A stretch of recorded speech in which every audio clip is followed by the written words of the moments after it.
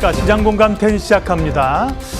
미국 주가가 또 떨어졌습니다. 유럽도 그렇고요. 우려는 많죠. 경기 침체에 대한 우려감도 있고요. 코로나 재확산, 또 마카오 봉쇄 이런 게 있는데요.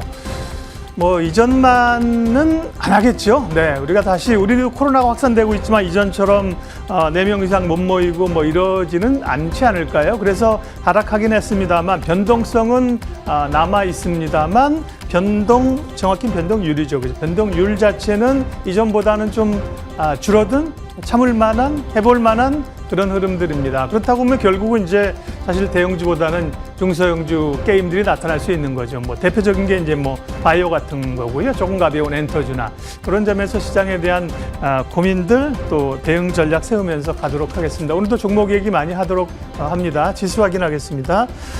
코스피는 2,300을 놓고 이제 여전히 줄다리기입니다. 1%. 코스닥은 역시 변동성이 코스피보다 떨어질 때 더 떨어지고 오를 때 더 오르는 변동성을 나타내주고 있는 상황들입니다. 1.7% 하락입니다.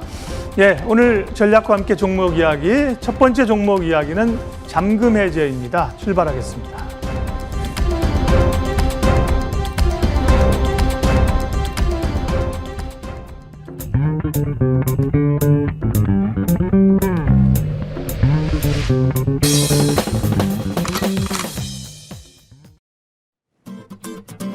실적과 중국 이슈 그리고 일정에 대한 경계감이 가득한 오늘입니다. 일단 지수 상태는 그리 좋진 않아요. 코스피는 1% 정도 하락이고요. 코스닥은 1.7% 낙폭 조금 키웁니다. 환율 상승으로 인한 외국인의 수급 부담도 오늘 좀 여실히 나타나고 있는데요. 이런 가운데 지금을 기회로 삼아볼 만한 종목들이 무엇이 있을까? 종목에 대한 이야기 집중해 보겠습니다. 잠금해제 오늘 박근영 부장님 모셨습니다. 어서 오세요. 네, 안녕하십니까? 네. 특징주들이 하락 쪽 말고 상승 쪽으로 본다면 그렇게 많이 잡히지는 않습니다. 어제 시간 외에서부터 오늘 좀 올라가는 쪽은 결국에는 가스 관련 종목들이 되겠는데요. 러시아 측에서 유럽의 가스관을 막았다, 독일과 프랑스 막고 이탈리아는 줄였다라는 소식이 들려오면서 관련 종목들의 시세가 조금 나고 있습니다. 일시적 흐름으로 보고 대응을 해야 되겠죠. 아마 겨울로 가면은 유럽 쪽에 가스 관련된 천연가스 확보, 재고 확보가 상당히 어려워질 걸로 네. 보입니다. 러시아는 이제 캐나다 쪽으로 보낸 여러 가지 이제 천연가스 관련된 파이프 쪽에 이제 전기 점검 때문에 보낸 것들이 점검상의 이유로 되게 늦어진다 이러면서 이제 공급을 좀 줄이고 있는 상황이고요. 다시 이제 일부 또 이제 21일까지인가요? 또 이제 가스 이 부분을 공급을 좀 줄이는 부분인데 전략적으로 또 일부러 더 억제는 부분도 분명히 있을 겁니다. 근데 웃긴 것은 유럽 쪽으로 천연가스를 좀 덜 보내면서 중국이나 딴 데로는 더 많이 보내고 있는 거거든요. 그래서 이제 아마 좀 예쁜 쪽으로 아마 러시아 쪽 푸틴은 주는 것이 아닌가 싶습니다. 서방의 제재 때문에 아마 유럽 쪽은 상당히 좀 괴롭히는 부분이 아닐까 싶은데요. 네. 지금 문제는 이제 미국 쪽의 이 LNG 이 부분을 이제 유럽 쪽이 가져가야 됩니다. 러시아의 천연가스를 유럽 쪽에서 못 갖고 오니까 결국 미국의 LNG를 유럽 쪽에서 갖고 가야 되는데 문제가 생겼죠. 프리포트 항, 그러니까 미국 쪽에 LNG를 수출하는 프리포트 항에서 화재가 발생을 했습니다. 그래서 이게 3개월 정도의 시차를 두고 이제 보수를 해야 되는 상황이기 때문에 아마 연말까지 LNG 관련된 공급이 쉽지 않을 수 있다. 이렇게 되면서 유럽 쪽의 천연가스 가격이 급등하고 미국 쪽은 자국 내의 천연가스 공급량이 이제 재고가 쌓일 수밖에 없지 않습니까? 수출이 안 되니까. 그래서 미국 쪽의 천연가스는 다소 조금 하향 안정화, 이게 빠지는 부분이 보이는 상황이죠. 그래서 아마 지금 전체적으로 아마 유럽 쪽에서는 천연가스를 못 갖고 가니까 대체 에너지 관련된 이슈가 발생할 수밖에 없고, 그러다 보니까 기본적으로 태양광이나 신재생 풍력 쪽으로 조금 더 이제 비중을 늘린다고 할 수 있겠지만 그게 하루 이틀 사이에 되는 게 아니라 10년, 15년 이상 걸리는 중장기 사업이기 때문에 만만치 않은 상황에서 네. 결국은 기존의 화력 발전을 또다시 돌려야 되는 거죠. 그렇게 되니까 대체 에너지 쪽으로 봐서는 기본적으로 천연가스를 쓰지 못하면 아마 하반기로 갈수록 화력발전소 가동률이 올라갈 수밖에 없습니다. 왜냐하면 겨울엔 추우니까요. 그래서 기본적인 부분에서 오히려 이제 국내 주식 식으로 본다면은 이 종합 상사, 그러니까 석탄 개발이나 자원 개발을 하고 있는 국내 종합 상사의 움직임이 또 나쁘지 않을 수 있다. 이렇게 본다면 약간의 지금은 혼재된 상황입니다. 신재생 쪽으로 가는 것은 분명히 맞죠. 법안도 신재생 쪽으로 더 늘린다 법안이 나오고 있지만 이게 말씀드렸듯이 1, 2년 사이에 될 수 있는 게 아니고 그나마 좀 빠르다고 볼 수 있는 것은 이제 태양광 쪽이 상대적으로 빠릅니다.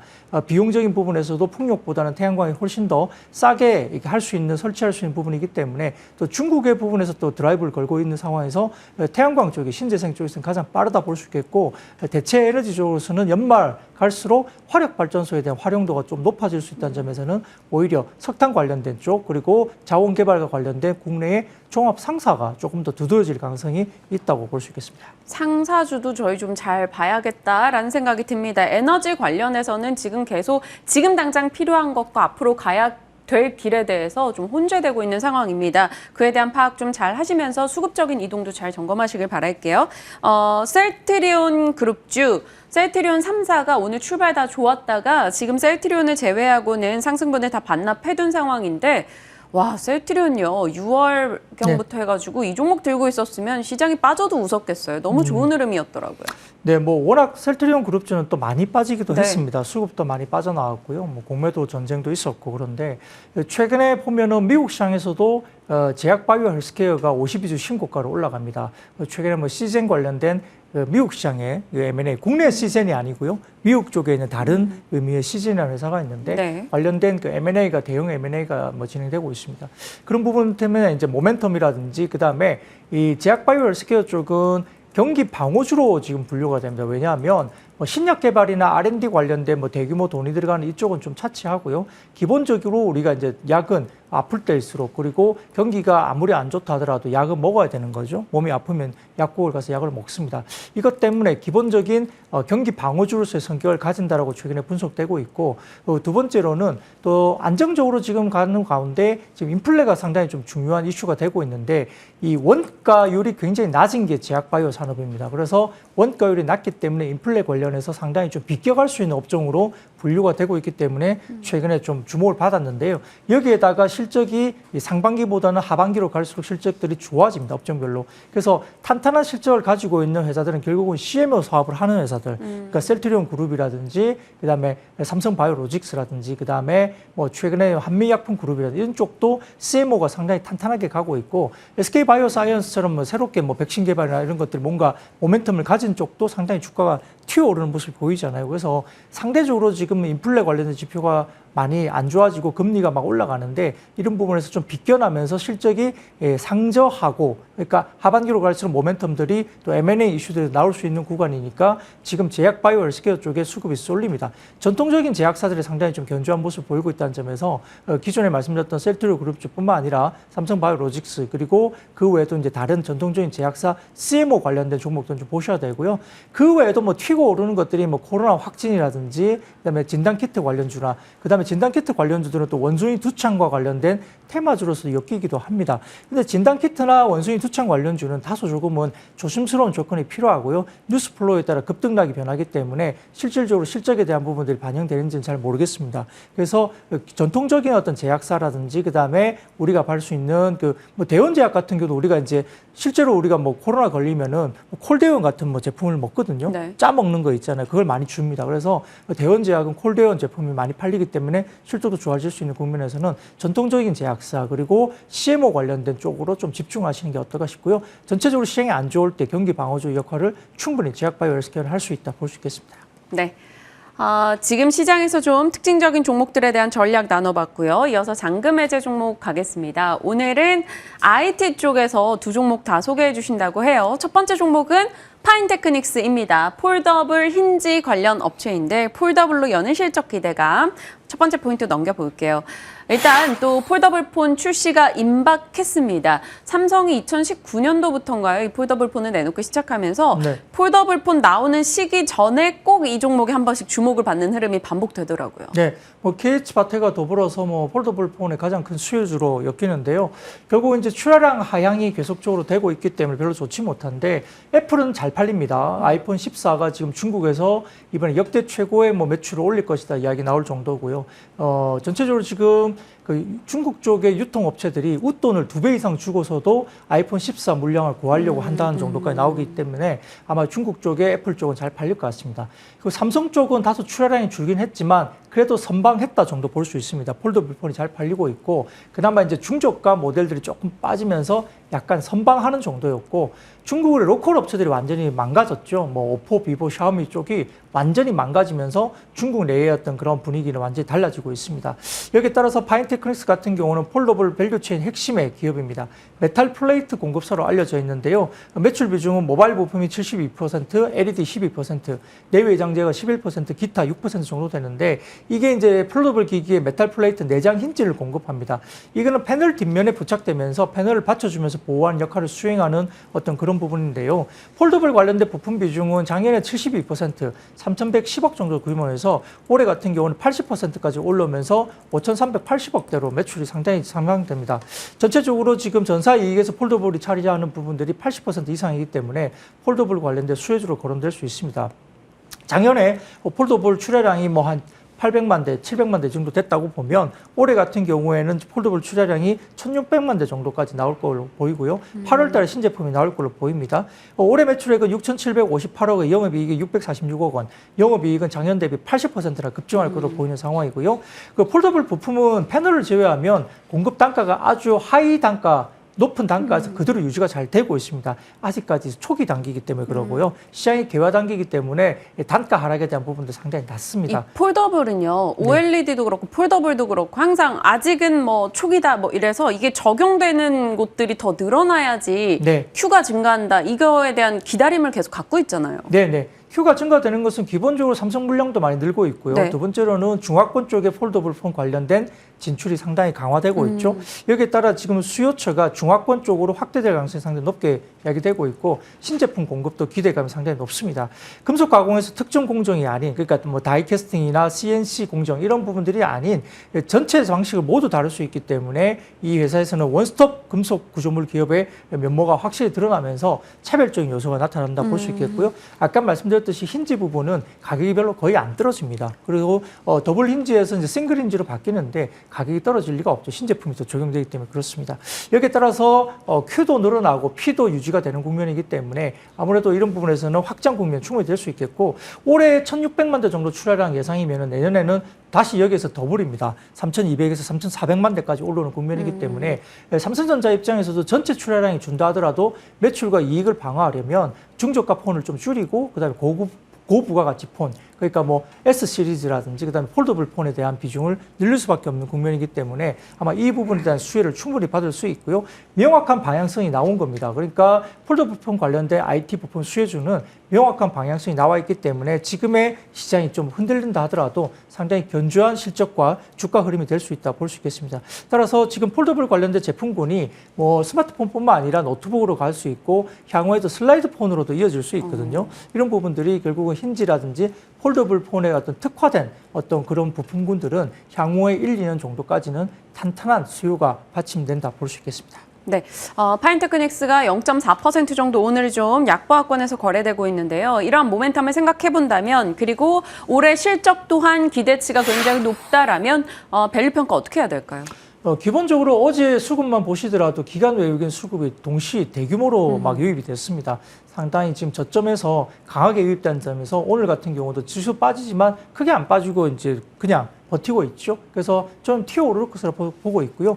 직전 고점을 넘어서 16,000원 정도까지 목표 주가 제시할 수 있겠고 마지막 손절 가격은 1,500원 정도 제시해 드리겠습니다. 네, 16,000원의 목표 라인 설정해 주셨어요. 파인테크닉스 저희 첫 번째 잔금 해제 종목으로 열어봤습니다. 두 번째 IT 쪽 어떤 종목 주셨는가 들여다봤더니 이 종목이 다시 나왔습니다. 삼성전기요. IT 부진에도 여전한 실적 기대감 포인트 첫 번째로 가보겠습니다. 삼성전기 같은 경우는 좋다는 소식은 다 있어요. 뭐 사업부 내용도 MLCC부터 해서 전장 카메라, 뭐 기판까지 해서 다 괜찮습니다.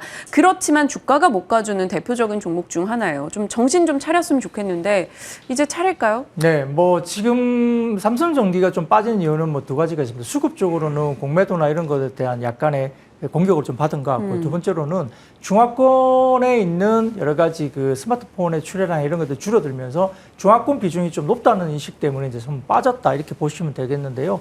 중화권 비중은 상당히 좀 회복되고 있습니다. 지금 아마 4월 중국 스마트폰 판매량이 4월을 저점을 찍었고요. 5월 달에 지금 전 월비 4월 대비 7.3% 올라오면서 회복 단계에 들어 있습니다. 6월도 마찬가지로 봉쇄가 완화되고 있는 상황에서 상당히 좋아졌을 거로 봅니다. 따라서 중국 스마트폰 시장 침체에 따른 주가 하락은 어느 정도 일단락됐다 보시면 될 것 같고요. 지금 IT 세트 수요를 반영해서 수요 부진을 반영한다 하더라도 역대급의 실적이 나오는데도 불구하고 지금 상당히 좀 주가는 오히려 더 빠져 있죠. 지금 하반기에 FC BG에 관련된 패키지 기판 관련된 이쪽에 실적 도약이 가속화될 거로 보이고 카메라 모듈 같은 경우도 자율주행 분야가 점점점 확대될 수밖에 없기 때문에 수요 성과가 뒷받침될 것으로 보이고요. 애플 쪽에도 카메라 모듈 들어간다는 이야기가 벌써 나왔죠. 그래서 삼성전기가 분명히 그쪽도 될 것 같습니다. MLCC도 산업용이나 전장용 수요가 견조한 상태이기 때문에 절대적으로 환율적으로 굉장히 우호적인 환경까지 접어들면서 실적은 올해 사상 최대 역대급 실적이 나올 걸로 보이는 상황입니다. 밸류에이션으로 보면은 역개월 선행 기준 PER이 9배, PBR이 1.26배니까 역사적인 최저 수준까지 빠진 거고요. 동사의 PER이 10배 미만으로 하락한 것은 역사적으로 처음 있는 일입니다. 그리고 PBR 같은 경우도 과거 2016년과 17년 정도 수준까지 빠졌는데 이때는 계속적으로 삼성전기가 적자를 반복하던 시기인데요. 지금 그거하고는 전혀 다른 아주 좋은 실적을 나타내고 있는 상황이죠. 따라서 지금은 좀 비정상적인 주가의 하락과 주가 수준이다 볼 수 있는 상황이고요. 여기에 따라서 고부가 수익성 사업 구조로 바뀌면서 사실은 HDI나 RFPCB 등 한계에 노출된 또 사업부를 많이 이제 정리 조정하면서 구조 조정을 충분히 해놨습니다. 수익성이 상당히 좋을 수밖에 없는 사업 포트폴리오 효율화가 이미 이루어졌다는 점에서 상당히 지금은 좋은 매수 국면이 아닌가 싶고요. 상당히 좀 답답할 수는 있습니다만 지금 사서 크게 잃어버릴 것이 없는 주가 수준이다 본다면 상당히 좀 자신 있게 매수를 하셔도 될 것 같고요. 말씀드렸던 패키지 기판은 3분기부터 서버용 FC-BGA 관련된 부분들이 양산을 시작하고요. 애플의 M2 프로세스 관련된 기판도 주도적으로 하반기에 공급을 할 것으로 알려져 있습니다. 여기다가 지금 생산 능력 향을 통해서 카메라 모듈 같은 경우도 신형 폴더블 폰 공급을 본격화할 것으로 보이고 있어서 사양 개선과 판가 인상까지 이루어진다는 점에서는 하반기 모멘텀이 강력합니다. 실적도 그렇고 지금 주가 밸류에이션도 너무 싸기 때문에 자신 있게 매수 충분히 가능할 것 같습니다. 네. 중화권 MLCC 비중, 전체 매출에서 중화권 향이 꽤나 많이 차지했기 때문에 그간의 발목이 잡혀 있었는데요. 또 어찌 보면 호재가 하나도 반영이 되지 않았다라고 봤을 때는 순서를 기다리는 입장이 될 수도 있겠습니다. 삼성전기에 대해서 긍정의 포인트 잡아주셨고요. 최근에도 12만 5천 원 저점 찍고 7월 4일 이후부터 약간 힘을 내고는 있어요. 가격 설정 어떻게 하세요? 네, 적정 밸류에이션을 본다면 20만 원까지는 사실 가야 되는 주식입니다. 그리고 지난 저점을 말씀하셨던 손절가 12만 5천 원 다시 제시해드리겠습니다. 12만 5천 원의 손절 라인 잡아주셨고요. 20만 원 가격을 다시 한번 회복을 노려보자라고 의견을 주셨습니다. 파인테크닉스와 삼성전기 이 두 종목 살펴봤습니다. 이 모멘텀대로 잘 나가줬으면 좋겠네요. 자, 오늘 박근영 부장과 전략 챙겨봤습니다. 고맙습니다. 감사합니다.